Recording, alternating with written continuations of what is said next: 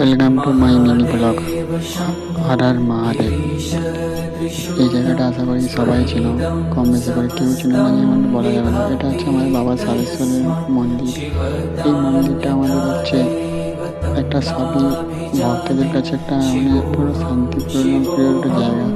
এই জায়গাটাকে গেলে একটা সবাইকার একটা মন থেকে একটা আলাদা ধরনের একটা ভক্তি সহকারে আসে। কিন্তু এই মন্দিরটা একটা ঘুরলে পাই বেসিক্যালি আমরা পুজো দিলে একটা মনের মধ্যে একটা অনেকটা রকম একটা অন্যরকম ফিল করা হয়। এই মন্দিরটা আমাদের বাবা সারেশ্বরের মন্দির। আর কিছুদিন পরে দেখো, আর কিছুদিন পরে আমাদের বাবা সারেশ্বরের গাজন আসতে চলেছে।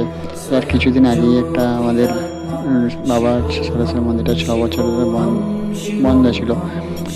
সেই মন্দিরটা প্রতিষ্ঠিত হওয়ার পরে কত সুন্দরভাবে সেজে উঠেছিল সেটা চলো তোমাদের মধ্যে একটু হালকা করে তুলে ধরলাম। চলো এরপরে তো আরও নতুনভাবে ভিডিও আসবে, সবাই লাইক কমেন্ট শেয়ার করে দিও। দেখো একটা কত সুন্দরভাবে বাবার মন্দিরটা সাজানো হয়েছিল, কত এত এত মানুষজন বা এত সব কিছু এত সুন্দরভাবে হয়েছিল তোমরা ধারণা করতে পারবে না।